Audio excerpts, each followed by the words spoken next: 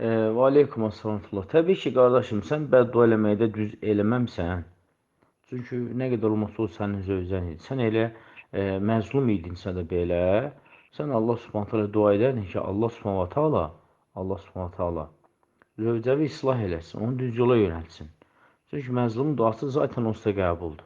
Və sən bəddua eləməyin və bədduanın da qəbul olması o sənin əleyhivə işləyib. Yəni bütün qohum-əqrəba sanki qızdan uzaqlaşıb, yoldaşdan uzaqlaşıb. Bu da təbii ki, yanlış və xatadır. İndi qardaş, necə o bəddua eləmisən ki, ki, gecə namazına dur, belə ixlasla dua eləmisən ki, ya Rəbbi, qohum-əqrəbanı buna qarşı qaldır.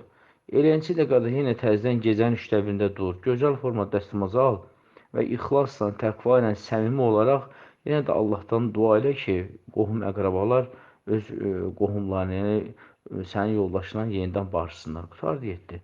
İnşallah ki, yəni bir də çalışın ailədə olan bir-birinin sirrini kiməsə açmağı, deməyi və ər-arvad bir-birinə bəddua eləmək, bu məsələlər ümumiyyətlə düzgün deyil. Bunları qətiyyən yığışdırmaq lazımdır. Belə şey yol verilməzdir, qardaş.